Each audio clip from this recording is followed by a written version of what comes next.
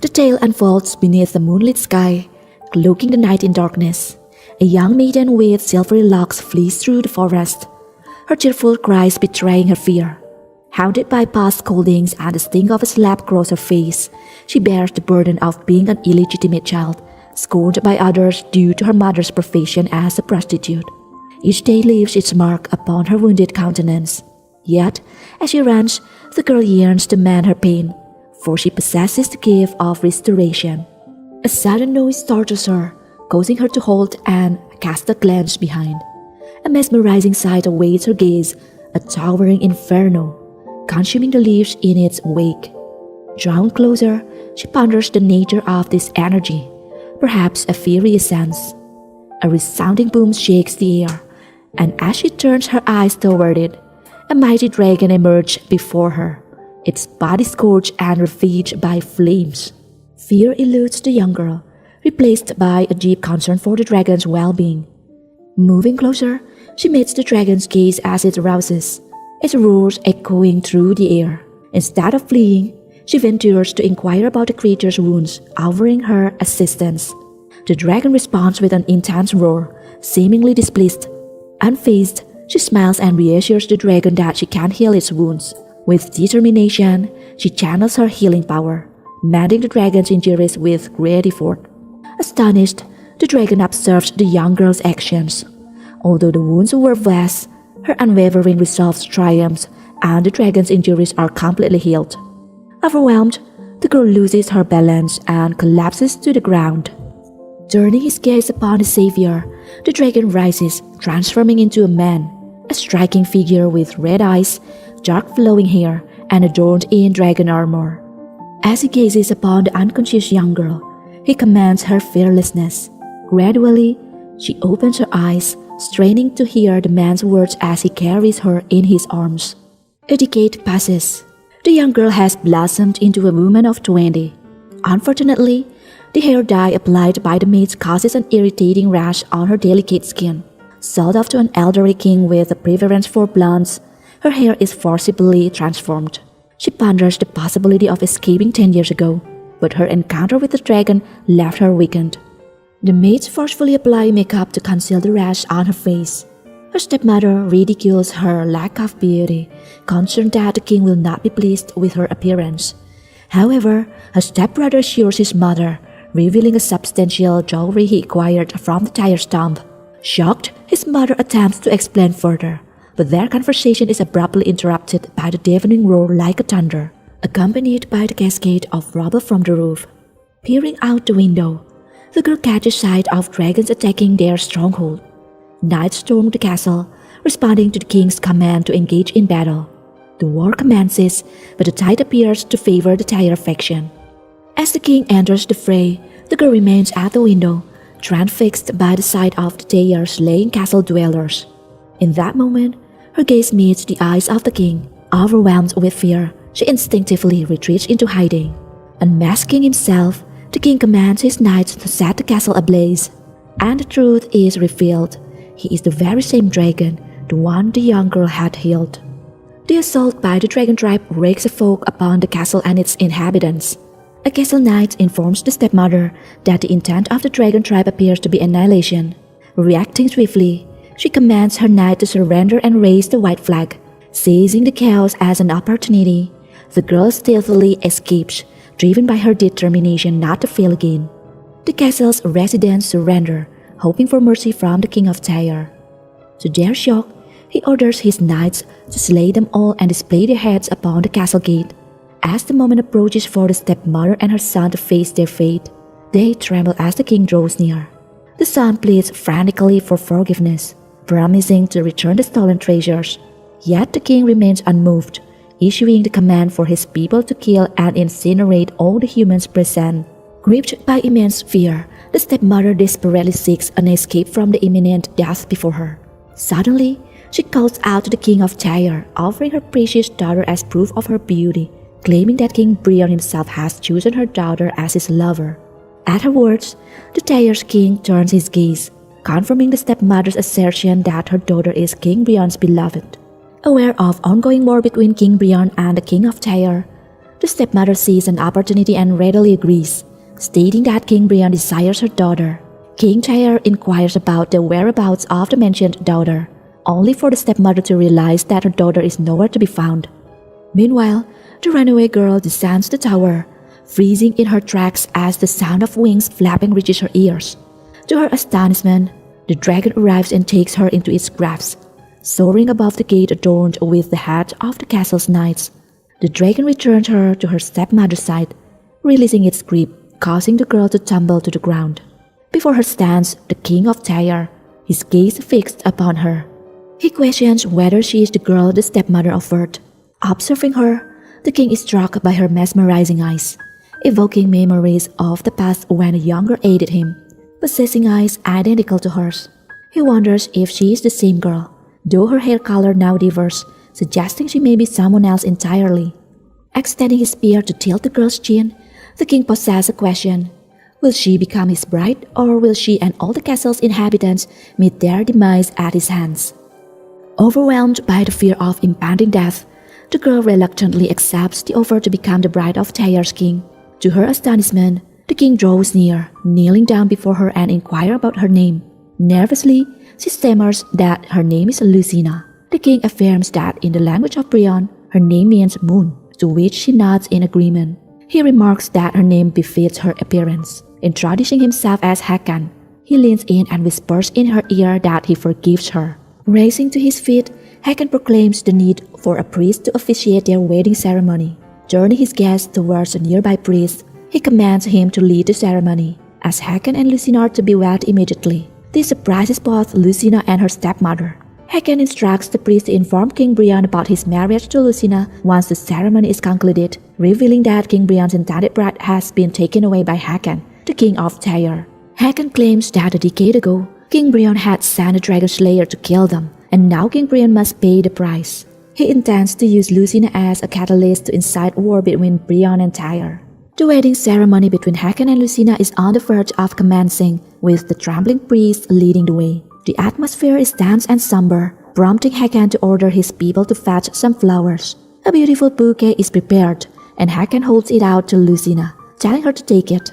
Understanding the tradition of Brion, where the bride carries the flower bouquet, Lucina's hand trembles in fear as Hakan places it in her grasp. Satisfied with Lucina holding the bouquet, Hakan turns to the priest, signaling the start of the ceremony. And so the ceremony begins. The nervous priest declares that it is time for the bride and groom to exchange a kiss as part of the wedding vow and to conclude the ceremony. This announcement shocks Lucina. Hakan wraps his arm around Lucina's waist, drawing closer to her, and she is taken aback by his proximity. Hakan instructs her to close her eyes as she will faint shortly afterward. Their lips draw nearer, and as Hakan kisses her, Lucina tastes a mixture of blood and sweat on his lips before suddenly losing consciousness. One of his knights playfully teases Hakan, remarking that he only needed to kiss Lucina and not make her faint. This makes Hakan wonder if his kiss is somehow lethal. Hakan carries the unconscious Lucina and places her on his horse, declaring his forgiveness towards her family. He warns them that any attempt to harm Tyre's precious gem again will result in their castle being wiped off the map without a trace. With that, Tyre's tribe departs from the castle, leaving behind the chaos. With Tyre gone, the stepmother asserts that they must reclaim Lucina, shouting to her son that King Brion has promised a great fortune if they bring Lucina back to him. This revelation shocks the son, who questions how they can retrieve Lucina when they do not possess a single knight. The stepmother declares that they must hire mercenaries to aid them in their mission. Lucina awakens with a start, her surroundings unfamiliar as she gazes out of the window. She catches the attention of a knight from Tyre's tribe, who promptly informs Hakan of her awakening. Hakan halts and turns his head, confirming Lucina's consciousness. Anxious, Lucina swiftly closes the curtain. Hakan then instructs his people to prepare a meal and set up camp. Inside the carriage, Lucina still feels uneasy, but to her surprise, the carriage door suddenly opens. Hakan inquires about her well-being, expressing his surprise at her sudden fainting spell earlier. Trembling, Lucina assures him that she is fine. Hakan extends his hand, inviting Lucina to join him for a meal. However, she declines, insisting on staying inside the carriage. Yet, her stomach betrays her with a loud growl. Lucina feels embarrassed, but Hakan chuckles, Stating that his wife is shy, he suggests they step outside as he plans to light a bonfire to keep her warm. The aroma of the food entices Lucina, and she reaches out for Hakon's hand, stepping out of the carriage. As they walk toward the camp, Tyre's knight leads them to a ready-made tent. Hakon thanks the knight and dismisses him, urging Lucina to sit inside the tent for a softer seating arrangement. Hakon removes his cloak and wraps it around Lucina, providing her with warmth. As she wears the cloak, Lucina feels the comforting embrace. Hakon offers her a meal, a tuna-stuffed bread that emanates a delightful scent.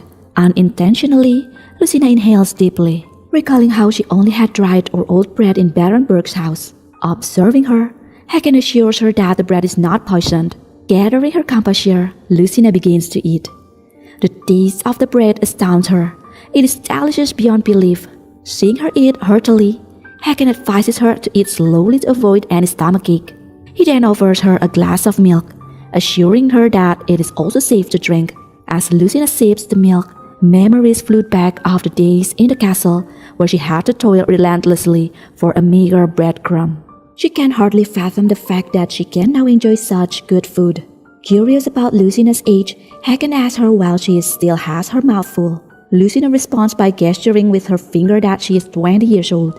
Hakon's expression darkens slightly, realizing that Lucina is too young to have been King Brion's intended bride. He reminisces about the previous war when King Brion had sent a dragon slayer, which resulted in the loss of his beloved brother, the former king of Tyre. If circumstances had allowed, Hakon would have gone mad and slain King Brion, were it not for his own injuries at the time. He asks Lucina if she regrets not being King Brion's bride, but she shakes her head, confirming that she is better off where she is. Suddenly, Lucina inquires about Tyre, prompting Hakon to expect tears and pleas to return to her family. However, she remains remarkably composed. Breaking off another piece of bread, Hakon explains that the people of Brion perceive Tyre as a heaven for monsters, but that perception is incorrect. With a smile, he offers another slice of bread to Lucina, informing her that she will discover the truth for herself. For some reason, Lucina would rather live with Hakon than in Berg. Lucina happily savors the bread, prompting Hakon to inform her that the food will only get better when they arrive in Tyre. Yet Lucina insists that the current meal is already more than enough. This leads Hakon to realize that Lucina is different from other noble ladies. She possesses humility. He then suggests that Lucina rest after eating, as he needs to remove his armor. Hearing this, Lucina is taken aback as Hakon begins to unfasten his clothes. Lucina turns around and covers her head, informing Hakon that she will wait outside. Hakon smiles in response, suddenly lifting her up and questioning why she should wait outside when they are husband and wife. Moreover, they will be sleeping together from now on. Lucina is shocked by Hakon's statement. Hakon proceeds to explain that in Brion, the husband and wife share intimacy on their first night of marriage. Lucina blushes and becomes nervous upon hearing him mention intimacy. Lucina's sudden crying catches Hakon off guard, causing him to reassure her that he was only trying to confirm something. In Tyre, it is customary for couples to engage in intimacy before getting married when the woman is pregnant. Hearing this revelation, Lucina becomes even more shocked. Trying to calm her down, Hakon asks if being with him is better than being King Baron's bride. Still trembling, Lucina confesses that she's simply afraid. Understanding her fear, Hakon swiftly stands up, turns away, and assures her that he won't do anything to her. He suggests that Lucina should rest while he sleeps outside.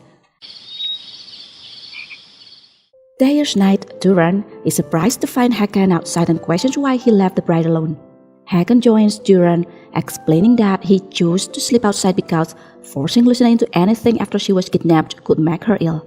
He also warns Duran to be careful with his words, since Lucina is now his wife. Duran finds it hard to believe, noting that Hakon has changed because of Lucina. Previously, Hakon was known for being cold-hearted, but now he even forgave the Berg people who stole Tyre's treasure. Hakon shares with Duran that whenever he sees Lucina, he is reminded of his savior from before. He believes the girl must be somewhere near the Berg castle and decided to spare the Berg people as a way to repay the girl who saved him. The following morning, Lucina wakes up to the sunlight filtering through the tent. Remembering she didn't wash her face before falling asleep, she decides to find water nearby to freshen up. As she washes her face, she notices her reflection in the water. realizing that her rash looks worse without the makeup covering it. However, she remembers Hakan's words and resolves not to heal herself so that Hakan won't touch her. Suddenly, someone approaches from behind. It's a group of kidnappers sent by Baroness Berg, Lucina's stepmother. Lucina is terrified as she never wants to return to that place. They take her into the nearby forest, and soon it starts pouring rain. According to legend, the Puka elves bring rain when they are not offered peanuts. Drenched by the rain, Lucina feels cold. The kidnappers notice her trembling and, upon seeing the rash on her face, mistakenly believe she has a contagious disease, deciding to abandon her. However, before they can do so, an arrow pierces one of the kidnappers, knocking him down. It turns out that Turan and Hakan have come to her rescue. Hakan sets Lucina free, his expression filled with concern as he inquires about her well-being.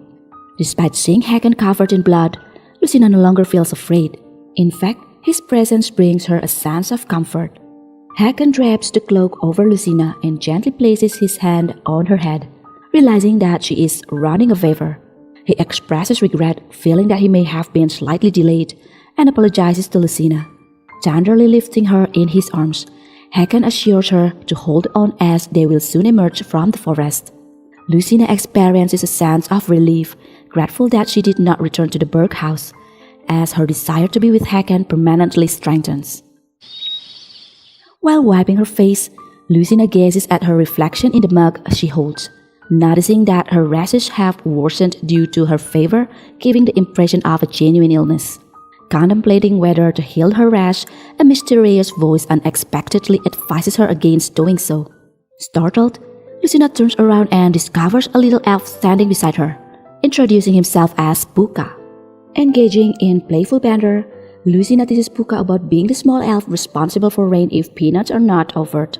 However, Puka swiftly warns Lucina against utilizing her healing power, emphasizing its rarity and the attention it could attract. Puka observes that Lucina has become more talkative and inquires about her previous reticence. Lucina confesses her nervousness when faced with many people, fearing their anger and potential harm if she were to speak her mind. She admits feeling more at ease conversing with non-human. Just as they converse, Hakan's voice interrupts, asking permission to come inside. Recognizing the need to depart, Puka hastily bids farewell to Lucina. As Hakan enters the tent, he is shocked to see the rash on Lucina's face. Approaching her, he confirms her fever by touching her forehead and asks if she is feeling unwell. Hakan instructs Turan to summon the physician for assistance. Turan enters the tent to assess the situation but quickly pulls Hakan away upon noticing the rash on Lucina's face. He informs Hakan that it could be a smallpox. Panicking, Lucina tries to explain that it's not a disease but rather a reaction to hair dye. However, Turan draws his sword and warns Lucina to keep her distance. Hakan intervenes, instructing Turan to lower his sword. He assures Turan that it's not smallpox and turns his attention back to Lucina, encouraging her to speak her mind. However, Lucina struggles to articulate her explanation clearly, nervously mentioning that it's a sulfur reaction from the hair dye and that her fever is due to the rain. Turan fails to comprehend Lucina's explanation as she stammers through it. Feeling unhurt, Lucina stops trying to explain. Turan suggests that they couldn't take Lucina to Tyre if she has a contagious disease. Lucina senses her life is in danger and contemplates using her healing spell to cure her rash, but she remembers Puka's earlier warning. While Lucina grapples with her decision, Hakan advises her to stay calm and speak slowly so he can understand. Turan cautions Hakan against getting closer to Lucina, but Hakan assures him that it's not smallpox, pointing out the different symptoms. Turning to Lucina, he gently encouraged her to speak, assuring her that nobody will get angry with her. Determined to explain, Lucina puts in her best effort while Hakan attentively listens, ultimately reaching a conclusion. The rash on Lucina's face is a result of the hair dye, worsened by the rain-induced fever. Putting his sword away, Turan is convinced by Hakan's explanation. Hakan mentions that if Lucina truly had smallpox, he who kissed and hugged her would have also fallen ill. Lucina gazes at Hakan, feeling flattered that someone has taken her seriously for the first time. Hakan gently places Lucina inside the tent, and one of his knights informs him that the kidnapper was acting on Baroness Berg's orders. Enraged, Hagen vows to return to Berg Castle and punish them. Concerned for the innocent people who might suffer, Lucina grabs Hagen's arm and pleads with him. Hagen is puzzled by Lucina's unexpected worry for others over her own family. Realizing Hagen's confusion, Lucina kneels down and begs for forgiveness on behalf of her family, concealing her true identity as an illegitimate child. Hagen instructs her to rise, lifts her up, and playfully suggests that he can only forgive those who touch his wife if she offers something in return. Lucina promises to do whatever he desires. With a smile, Hagen reveals his request, a kiss from Lucina. Hesitant at first, Lucina summons her courage and kisses Hagen on the lips. As they part, Hagen feels overjoyed and embraces Lucina. He then instructs his knights to present the kidnapper's head to Baroness Berg as a warning against further encroachment on Tyre. As Lucina lies on the mat, Hagen sits beside her, ensuring her safety as promised. Lucina expresses her gratitude, but Hagen playfully teases her, suggesting that she can't thank him by kissing him again. Surprised, Lucina reacts, but Hagen was merely teasing her, prompting him to tell her to rest while he watches over her from outside. Hearing Hagen humming, Lucina wonders what brings him such happiness. Lucina awakens to the sensation on her forehead and opens her eyes to find Hagen tending to her favor by her side.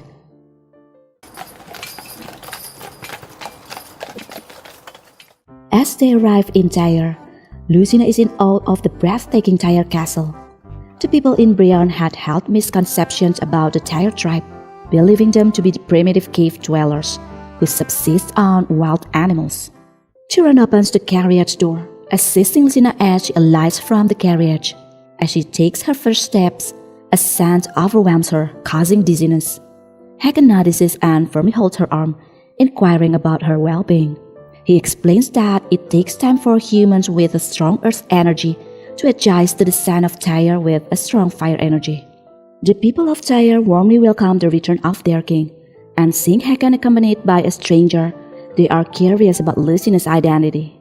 The priest of Tyre greets them and, upon sensing Lucina's earth energy, suggests the need for her purification. But as the priest approaches her, she trembles in fear and quickly hides behind Hagen. Hagen reassures her that the priest's intentions are welcoming, not harmful. As the priest sprinkles holy water on her head during the purification ritual, Lucina feels as if the water also soothes her rash. Once the purification is complete, Hagen and Lucina are welcomed inside. Upon entering the castle, a woman rushes to greet Hagen and leans on him, expressing her joy at his long-awaited return. The woman, named Garrett, questions if Lucina is the captive brought from Brionne and shows her displeasure. However, Hagen introduces Lucina as his bride, whom he took from Berg. Garrett is taken aback by this revelation, expressing her discontent with Hagen's statement. She points out the yellowish hue on Lucina's dress, assuming it to be a symptom of a disease. Lucina clarifies that it's merely the faded color of her hair dye. As Hagen observes Lucina's hair, he wonders if her true hair color is silver. Hagen then assures Garrett that there's no cause for concern, but Garrett counters, stating that her worry is not for Lucina but for Hagen himself. With an intense gaze, Garrett implies that Lucina may not be capable of shouldering the same obligation as she has done. As Lucina inquires about the obligations Garrett mentioned, Hagen deflects the question and suggests that she change her dress. He then commands Garrett to provide Lucina with a maid. An attendant named Titi is tasked with accompanying Lucina to the palace. Overhearing Titi mention the lad queen to Garrett, Lucina speculates that Garrett might have been the wife of Hagen's deceased brother from a decade ago. Introducing herself as Lucina's personal maid, Titi clarifies that the room they are in is not the queen's palace since Lucina has not yet born a descendant of Tyre's king. Lucina comprehends that the obligation Garrett referred to is the expectation for her to give birth. While changing her clothes, Lucina recalls the purifying holy water from before, which not only faded her hair dye but also healed her rash. Curious, she asks Titi if it is possible to obtain the holy water again. After Titi leaves the room, a small bird enters and begins to speak, transforming into the elf Buka. Delighted by Buka's return, Lucina expresses her comfort in Tyre compared to Berg. However, Puka raises concerns about Lucina having a child with Hakan. Lucina admits her worries but quickly dismisses the thought, deciding to think about it later. Just then, Titi returns with permission to use the holy water. Meanwhile, Hakan removes his armor while Turan informs him that the Dragon Knight has returned from Burg Castle and carried out Hakan's orders. Turan questions Hakan's decision to forgive Burg and refrain from seeking revenge on the Brionne King. Hakan affirms his stance, but he has one matter to confirm. He reveals that a girl saved him 10 years ago and ponders if she might still reside near Burg.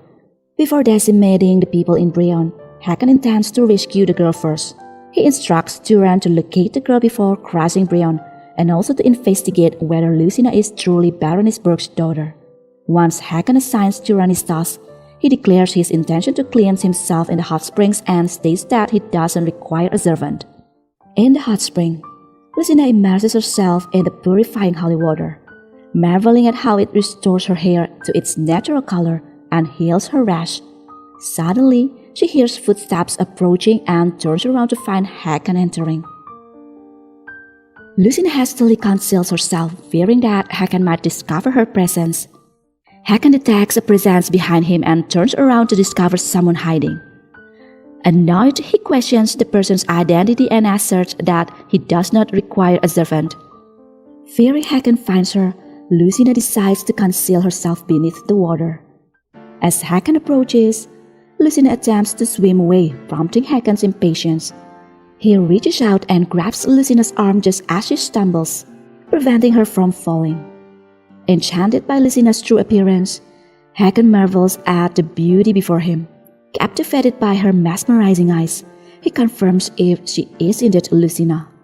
Hakan ponders whether Lucina is the girl who saved him 10 years ago, but suddenly Lucina trembles in fear and begs for forgiveness, fearing that he might strike her.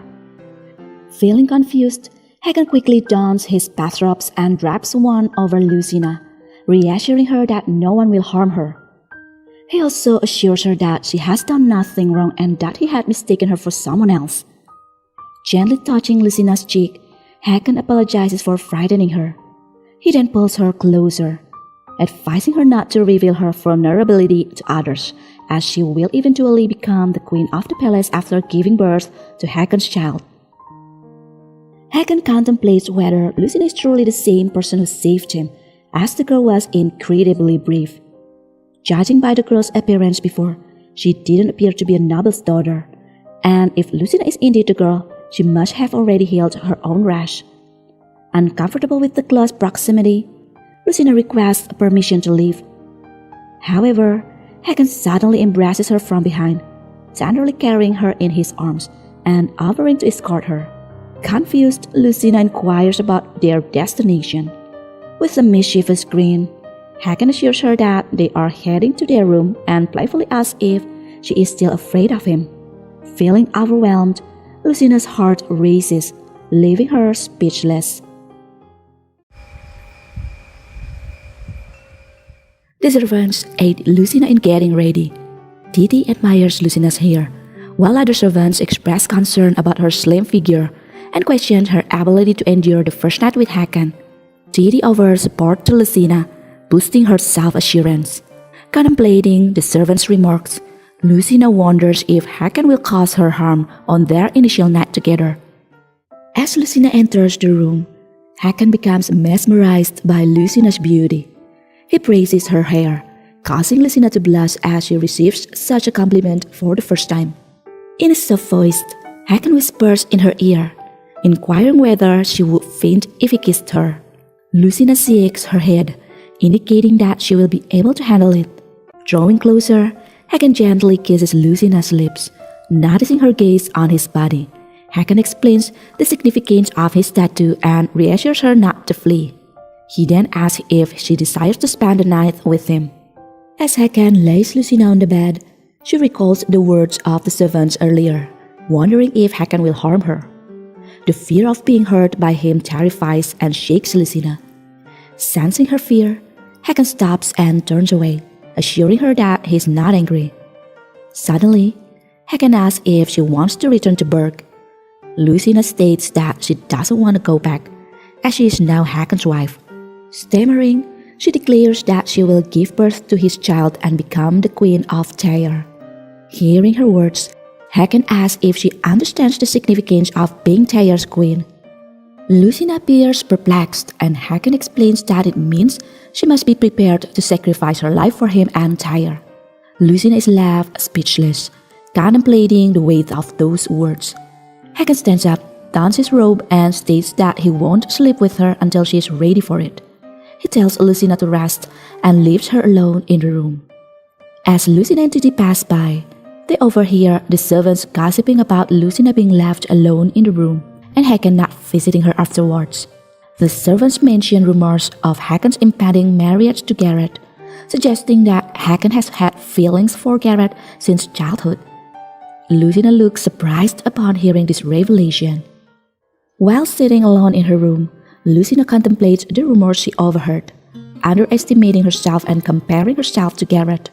She wonders if Hagen, being attracted to a beautiful girl like Garrett, could never be interested in someone as beautiful as her. Suddenly, Didi barges in and informs Lucina that Hagen has returned to the palace. They set off to greet Hagen, but on their way, Garrett calls out to them from behind. Garrett remarks that she almost didn't recognize Lucina with her true appearance and mocks Lucina, stating that Hagen must have been annoyed and laughed because Lucina speaks like a fool. Garrett grabs Lucina's arm, commenting on her skinny physique and warning her that she will surely die if she sleeps with Hagen. Confused, Lucina asks Garrett to explain. Garrett reveals that Tyre's palace is the graveyard of women, and it's rare for a woman to survive after receiving the dragon's energy. She advises Lucina to leave if she wants to live. Suddenly, Hagen approaches from behind, noticing Garrett talking with Lucina. Garrett informs Hagen that she was just giving advice to Lucina and questions Hagen's choice of bride, warning that weak people like Lucina will only die in vain. Hagen thanks Garrett for her advice but asserts that choosing his bride is his own concern. He calls Lucina to come with him. During their walk, Hagen explains to Lucina that he was busy and couldn't visit her. He asks if there's anything bothering her or if she has any questions for him. Lucina has many questions but doesn't know where to start. Nervously, she asks about being the queen and its relation to her life. Hagen wonders if Lucina is still scared by his previous words. He clarifies that being a dragon's bride means she must be willing to risk her life, saying that, from Lucina's perspective, Hagen may appear similar to King Brian. Lucina grabs Hagen's arm and claims that he is different, explaining that he is the one who listens to her. Hagen questions why no one listens to her despite being the only daughter of Baron Berg. Lucina admits that it's because she speaks like a fool. Hagen touches her hair and remarks that the people of Berg are strange. He kisses her hair and tells her that if he had a beautiful daughter like her, he would cherish her and listen to whatever she says. Suddenly, a guard informs Hagen that Adder is missing, prompting Hagen to apologize to Lucina and says he must go now. While seeing Hagen's off, Lucina is still flattered by the compliment Hagen gave her earlier, causing her to blush. Studying her reflection in a mirror, Lucina is overwhelmed by Hagen's compliment on her beauty, experiencing it for the first time in her life. Suddenly, she remembers Garrett's words about not being able to survive after receiving the dragon's energy and Hagen's explanation about the risk involved in becoming a mate of the dragon race. Still uncertain about the meaning behind those words, Lucina turns to Didi and asks her to explain what receiving the dragon's energy entails. Didi hesitates at first, unsure if she should reveal this information to Lucina since Hagen hasn't informed her yet. Eventually, she clarifies that it means becoming pregnant and giving birth to a healthy child for the dragon race. Lucina inquires if she will die after giving birth, to which Didi reluctantly responds that it's common because it's not an easy task to give birth to a strong child of the dragon race. Lucina wonders if Garrett believed she would immediately die due to her slender physique. Didi further elaborates that whoever gives birth to the king's child becomes a queen, since it's a challenging endeavor. Garrett herself was once a lovely maid from a humble background, but became a queen after giving birth to the late king's child. Lucina realizes that all she needs to do is have a baby, and her background won't matter anymore. Meanwhile, Hagen pays a visit to his mother, Ada, who is lying on her bed. Hagen assumes that Ada sought him out because he had been away at war, and she was concerned about losing her remaining son. Ada, Hagen's mother, once a revered queen celebrated for giving birth to 2 sons of the dragon race and receiving the blessings of the fire god, has since succumbed to madness, consumed by grief over the loss of her beloved son, the late king and Hagen's brother. 10 years ago, she has refused to accept reality and give him a proper burial. Ada fears that his body will be taken away, and thus her son has been preserved in a sacred cave where she believes he will awaken and open his eyes. Hagen returns to the main palace, where Turan questions why he didn't go to Lucina's place. Hagen replies that he's not in the mood at the moment, causing Turan to raise his voice and urge Hagen to consider Garrett instead if he has no interest in Lucina. Turan expresses concern about the bloodline of the guardian dragon coming to an end if Hagen doesn't have a child. Hagen asserts that he has already chosen his mate. However, Turan elaborates, explaining that due to the difficulty of conceiving a child of the dragon race, the late king spent his life with numerous women until he finally had a child with Garrett. Turan advises Hagen to follow the same path. Hagen, infuriated by Turan's suggestion, raises his voice and confronts Turan, accusing him of suggesting that Hagen should witness countless women's death, stating fiercely that he could never do such a thing. Turan questions why Hagen doesn't consider remarrying Garrett, emphasizing that she has already given birth to a child of the dragon race, making her chances of success the second time around quite high.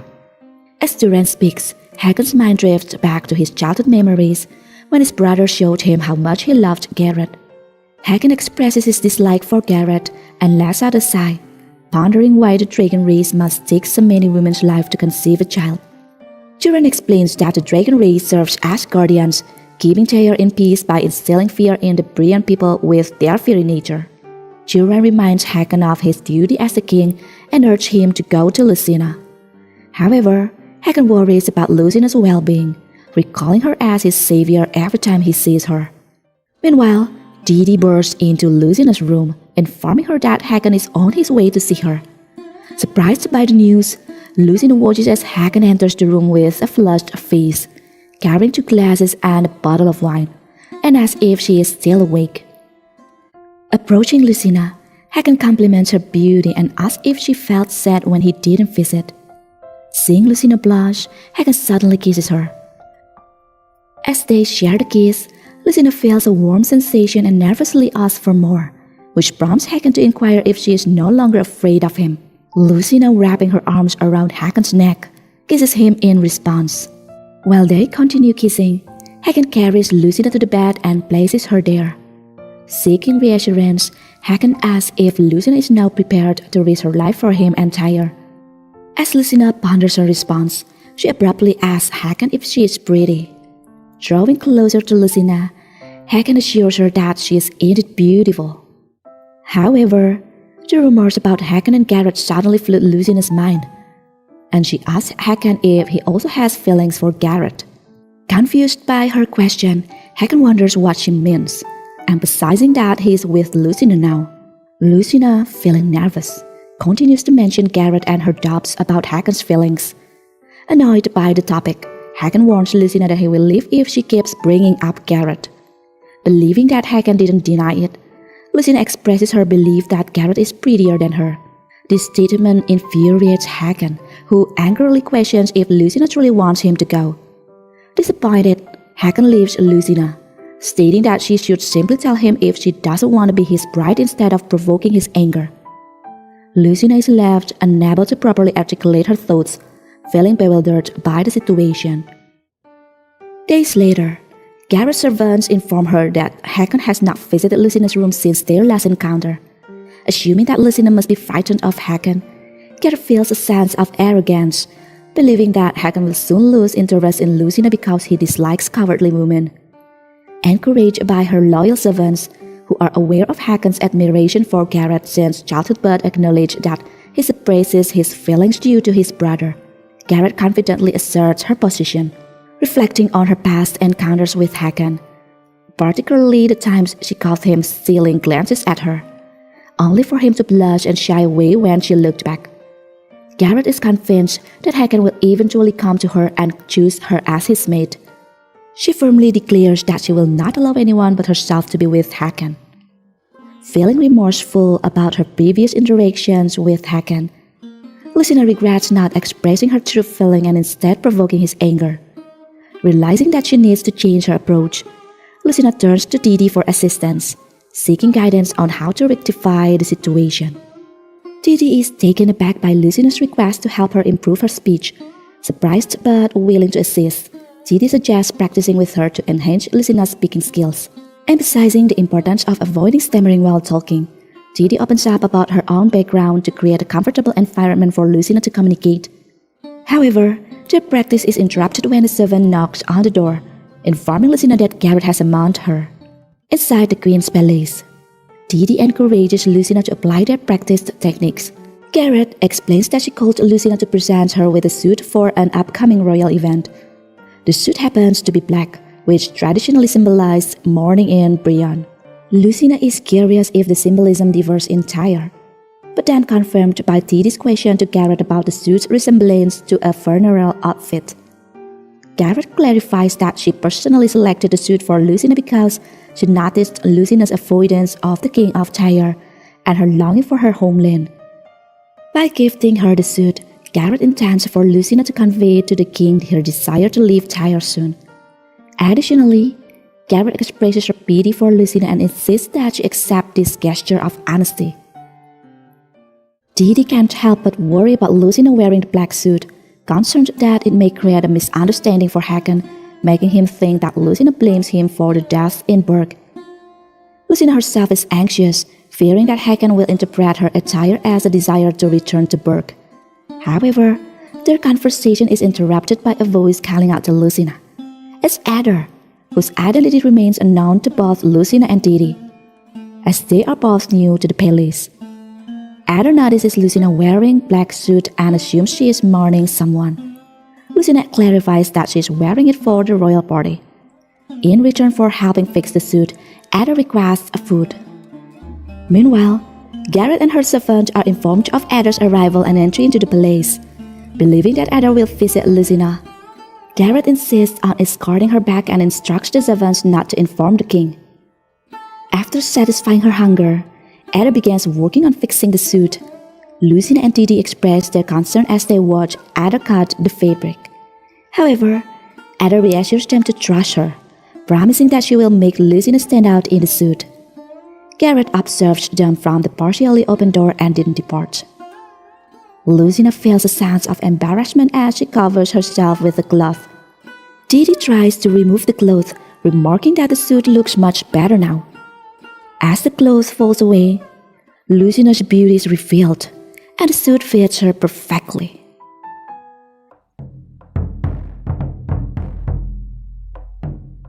The royal party has commenced.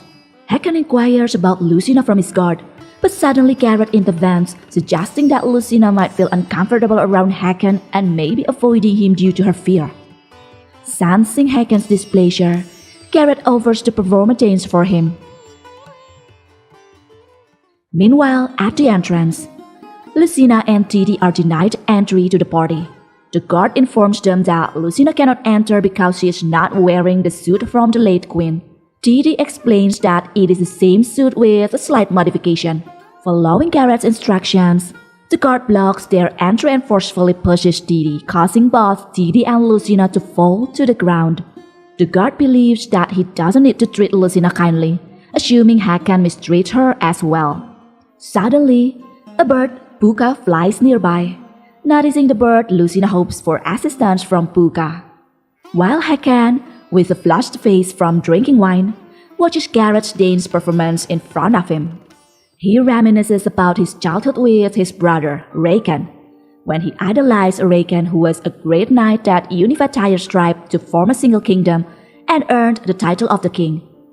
Rakan was loved and respected by all, and Hakan admired everything that belonged to Rakan: his weapons, his wife, and even the throne. Hakan imagined himself in Rakan's position, possessing everything Rakan had. He believes it is his karma for his ambitious desires, as Rakan died protecting him. Even in his dying moments, Raken expressed his desire to see Garrett. After the loss of the king, Hagen was forced to produce an heir, and Turan suggested Garrett as his mate. However, as Hagen was about to sleep with Garrett, he remembered Raken's love for Garrett and told her she didn't have to do it since her love belonged to Raken. Garrett surprised Hagen by embracing him from behind and confessing her love for Hagen as a man, stating that Raken was her love as a king. Shocked by her words, Hagen was assured by Garrett that she wanted to become a queen again. These memories leave Hagen feeling dizzy. Suddenly, he catches a glimpse of silver hair. It's Lucina, captivating with her stunning appearance, standing before Hagen. Flustered by Lucina's presence, Hagen believes she is an angel descending from the moon, and seeing her causes his dizziness to vanish instantly. Previously, Puka had cleverly distracted the guard, allowing Lucina and Titi to sneak into the party unnoticed. Summoning her bravery and recalling her training with Titi, Lucina approaches Hagen gracefully and greets him. Taken aback, Hagen wonders if the girl before him is truly the same Lucina he once knew. Collecting himself, Hagen remarks that Lucina seems to be late. However, before Lucina can explain, Titi comes to her aid, explaining to Hagen that they encountered a problem earlier. This prompts Hagen to approach Lucina closely, inspecting her arm and noticing a bruise. Concerned, he asks Titi what happened to Lucina, and Titi explains that the guard prevented them from entering due to Lucina not wearing the given attire. Outraged, Hagen demands an explanation, and Titi mentions the Lead Queen, causing Garrett to react with shock. Without hesitation, Garrett slaps the guard, asserting that the suit she gave Lucina is the correct one and feigns care for Lucina's well-being. Garrett then apologizes to Hagen, clarifying the misunderstanding and offering to handle the guard. However, Hagen insists that Garrett need not intervene and commands Turan to give him his sword. Approaching the guard, Hagen unsheathes his sword, declaring that the guard had the audacity to harm his wife and disrespect the king of Tyre, tarnishing the kingdom's name. He proclaims that such crimes must be paid for with the guard's life. Witnessing this, Lucina assures Hagen that she is unharmed. As Hagen wraps his cape around Lucina, he assures her that within the castle, nobody can touch her except for him. Drawing Lucina closer, Hagen explains that anyone who disrespects her also disrespects the king, and disloyalty will result in their lives being forfeit. Terrified, the guard kneels and pleads for forgiveness, begging Garrett to intervene. Reluctantly, Garrett asks Hagen if executing the guard during the party is truly necessary. Hagen responds coldly, questioning whether it was Garrett's order to prevent Lucina from attending the party. Taken aback, Garrett realizes that she had mistakenly assumed Hagen had lost interest in Lucina. Now she contemplates how to adapt to the current circumstances. Maintaining a smile, Garrett claims that she would never do such a thing to Hagen's chosen woman. She accuses the guard of arrogance, asserting that he mistakenly interpreted her orders and encourages Hagen to proceed with the punishment. Hagen then instructs Lucina to close her ears and eyes, urging her to stay back as he carries out the execution. He orders another guard to dispose of the body in the Valley of Fire. Turning to Lucina, Hagen carries her and proclaims that the party is over, as he intends to take Lucina with him, instructing others not to interfere. As Hagen carries Lucina, who still has her ears covered and eyes closed, he instructs her to open her eyes and ears. Curious, Hagen asks if Lucina was scared, to which she admits she was but expresses her gratitude for his actions. Flattered, Hagen apologizes to Lucina for raising his voice during their previous encounter. He explains that he had intended to apologize earlier but didn't know how to express himself, leading to the delay. He also apologizes for not keeping his promise to visit her frequently. In reality, Hagen was apprehensive about visiting Lucina and apologizing because he feared that revealing the possibility of her death after spending the night with him would make her resent him and long to return to Berg. He dreaded the thought of losing her forever, causing him to postpone the visit. Suddenly, Lucina interrupts, apologizing for talking foolishly and annoying Hagen. She explains that she wanted to see Hakan and apologize, but her fear of making the same mistake held her back.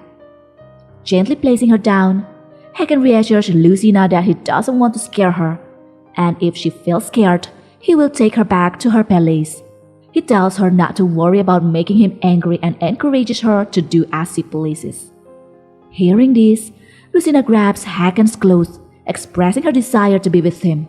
However, she admits that she is unsure if she is mentally prepared to die for him yet. She eagerly wants to learn everything about Hakan first, as it will help her determine her readiness to make that sacrifice. Lucina's words leave Hakan stunned, but he laughs and gently caresses her face. He agrees with her sentiments, acknowledging the need to truly understand each other before making such commitments. They then proceed to Hakan's room. Once inside, Hakan compliments Lucina's beauty, confessing that his eyes were solely fixed on her when she entered the party. Drawing closer to her ear, he requests that she never wears the suit again, as he dislikes others seeing her in it. Hakan's face draws nearer to hers, and as Hakan gently wraps his arm around Lucina's waist, she flinches, causing Hakan to inquire if his touch bothers her. Lucina quickly clarifies that it's not that she dislikes it, but that she simply wishes to talk with him today. Seeing her response, Hakan laughs and assures her that he understands.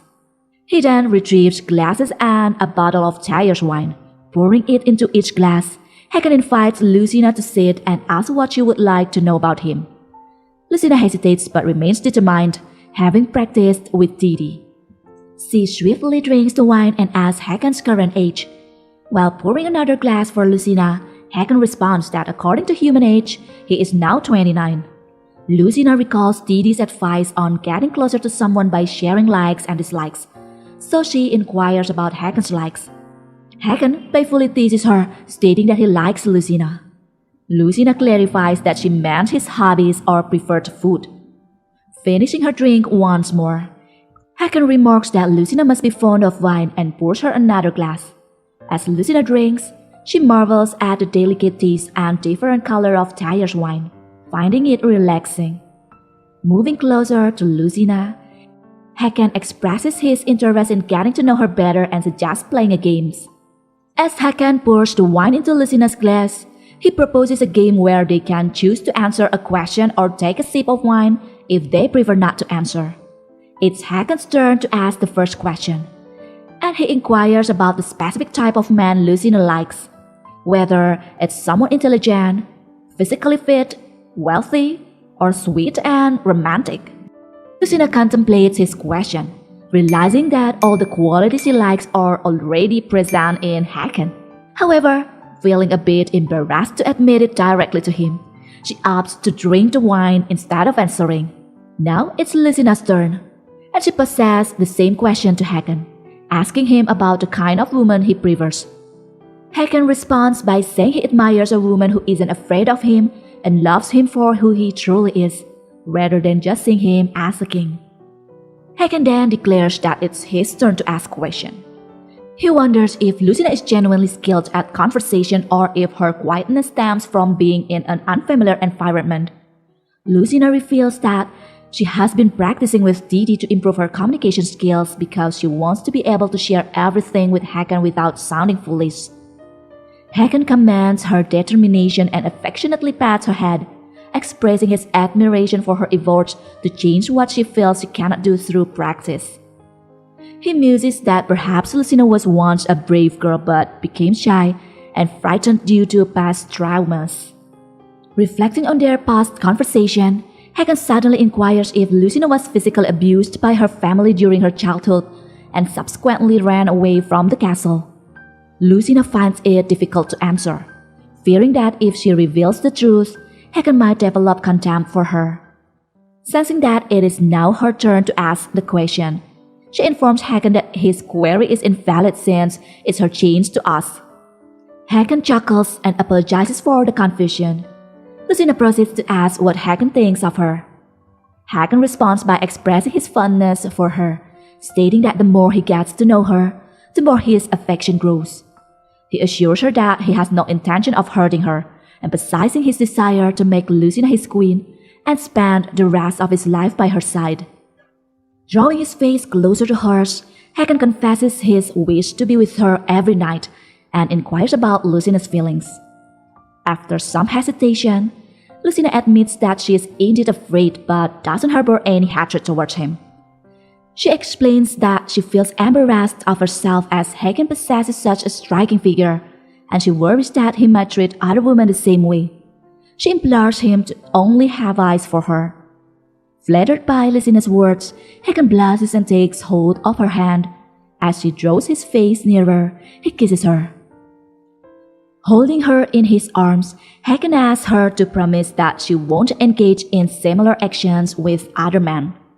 While contemplating whether to disclose the truth to Lucina, Hagen ultimately decides to reveal the secret of the Tire's tribe, specifically about the guardian dragon who possesses the most potent fire energy. He explains that women from other tribes cannot withstand this energy, resulting in numerous deaths during pregnancies or childbirth, with some even perishing during intimacy. Initially, Hagen had no intention of sharing this truth, as he planned to eliminate all the people from Berg. However, as his feelings for Lucina grew, he became afraid that if she discovered the truth, she would flee from him. Acknowledging his cowardice in concealing the truth, Hagen apologizes to her, assuring her that he won't harm her and would even return her to Berg if she desires.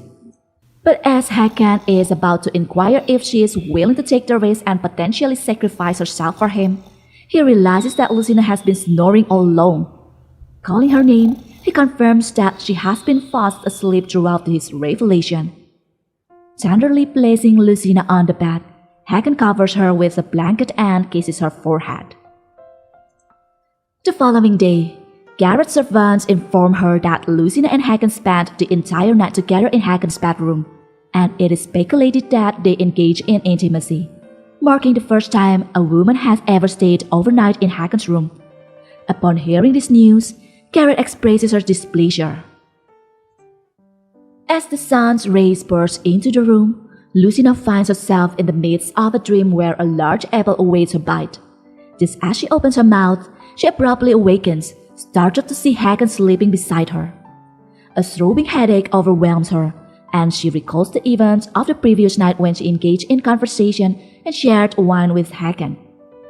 Observing Hagen's peaceful slumber, she cautiously slips out of the bed and makes her way to the door.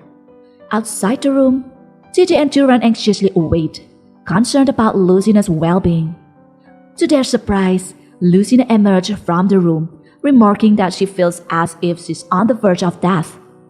Titi and Turan rush to her side, eagerly inquiring about her condition. Lucina implored Titi not to shout, explaining that her head is pounding with pain.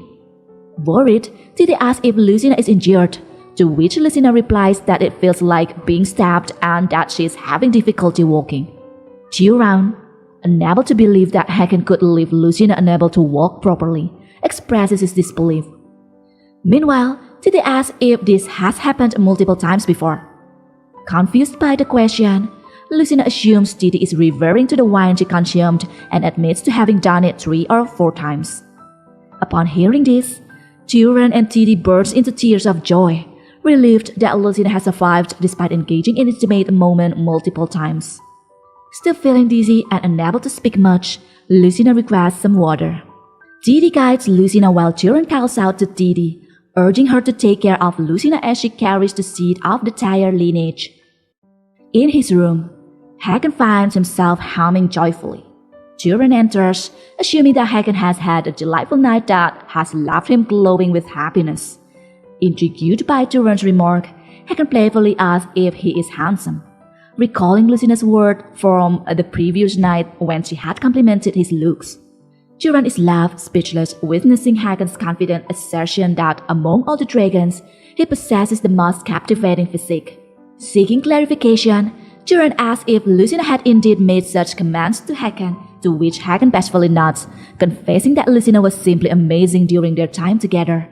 Hagen declares that Lucina was as stunning as the moon goddess herself and as courageous as a valiant knight. Misinterpreting Hagen's words, Turan congratulates him and enthusiastically suggests that they now need to patiently await Lucina's pregnancy. Hagen, caught off guard by Turan's early arrival, curiously questions the reason for his presence. Jiren proceeds to deliver the information Hagen had requested, disclosing the existence of two additional women in Berg with striking silver eyes and hair, apart from Lucina. Sadly, one of them had succumbed to illness, while the other, an orphan, had been taken to the temple in Brion. Jiren speculates that the latter might be Hagen's savior, and have been whisked away due to the revelation of her unique powers. Hagen's mind races as he confirms that Lucina is just similar to the girl who saved him. Jiren goes on to reveal a startling truth. Baroness Berg is not Lucina's biological mother. Although Lucina is indeed Baron Berg's daughter, her birth mother was a renowned prostitute whose exquisite beauty had captivated King Brion. However, the whereabouts of Lucina's biological mother remain unknown. Jiren further explains that Lucina was subjected to harsh treatment from an early age, enduring countless wounds on her face. Astonishingly, it appears that Lucina was treated even worse than a merservant. Upon hearing the shocking revelation, Hagen's heart fills with sadness, finally understanding why Lucina always appears fearful. Empathizing with her pain, Hagen implores Jiren to maintain the utmost secrecy regarding this revelation, emphasizing that he himself will pretend to be unaware of it as well. Although such matters may not hold much significance in Tyre, where the priority lies in Lucina's ability to bear the dragon race, Hagen takes into account Lucina's emotions and fears the disgrace she would face if her background were exposed. He vows to shield her from further suffering and devotes himself to her happiness. Jiren, sensing Hagen's concern, offers an apology for his audacity and raises another pressing matter. The officials are inquiring about the proper burial of the late king alongside their ancestors in Mizarlik. Additionally, they claim that Adar has insulted the deceased king, and this situation could spell trouble for Adar. Understanding the gravity of the situation, Hagen turns away but not before Jiren informs him that Lucina is currently at the hot spring. Jiren suggests that Hagen join her there, as it could be a chance for relaxation and a further conversation with Lucina. Blushing with a hint of shyness, Hagen agrees, realizing he still has more to discuss with her. Entering the hot spring, Hagen scans the surroundings, searching for Lucina's presence. Hagen discovers Lucina with Didi, who is gently brushing her hair. Startled by Hagen's presence, Lucina happily greets him, apologizing for falling asleep abruptly the previous night. Lucina rushes towards Hagen, and he assures her with a smile that it's alright, as he enjoyed watching her peaceful slumber. Noticing Lucina's damp hair, Hagen offers to help her dry it. Didi promptly hands him a towel and informs them that she will wait outside. Hagen takes a seat and invites Lucina to join him. Confused, as the only chair is occupied, Lucina hesitates until Hagen kindly offers his lap. Nervously, Lucina sits on Hagen's lap as he dries her hair with the towel. Curious about her well-being after getting drunk the previous night, Hagen inquires and Lucina explains that she feels better after immersing herself in the hot spring. Tenderly tilting Lucina's chin, Hagen shares his experience with Tyre's wine, noting its sweet taste but also the subsequent morning headache. Drawing her closer to his chest, Hagen compares the wine to Lucina, confessing that even though he saw her all night, the moment she disappeared from his sight, he already missed her, making him crave her presence throughout the day. Overwhelmed by Hagen's words, Lucina impulsively kisses him and confesses her reciprocated feelings. Wondering if Lucina's suffering in Berg led her to easily give her heart to someone who took her to an unfamiliar place, Hagen has decided not to make her suffer any further. He then invites her to his room later that night, as he has something important to share with her. Hagen and Lucina stroll back from the hot spring together. Spotting Didi, Hagen admires Didi's effort in helping Lucina regain her ability to speak and rewards her with a gold as a token of appreciation. Didi is taken aback and expresses her gratitude to Hagen. Hagen then informs Didi that he and Lucina will be having dinner together in his room tonight, hoping to make it a regular occurrence. Tenderly kissing Lucina's hand, Hagen bids her farewell and looks forward to seeing her later. Meanwhile, in the Queen's Palace, Garrett's servants relay the news of Hagen inviting Lucina for nightly dinners in his chamber. They also inform Garrett that the officials have decided to bury the late king in Mizarlik. indicating that Garrett will be moving out of the palace soon. Pondering the prospect of letting Lucina take over her position without resistance, Garrett surprises her servants by ordering them to summon Gilai immediately. A man with long hair bows respectfully before Garrett, addressing her the Lad Queen. Another beautiful man called as Gilai has been summoned by Garrett for an unknown purpose. Since this series is still going on, the current video wraps up the last chapter, so we'll have to wait a while for the next one. But hey, no worries, we've got another series to keep you entertained in the meantime, while we wait for Hakan and Lucina to get all lovey-dovey again. So smash that like button and leave a comment below. And thank you so much for tuning in. Hope you enjoyed every bit of it.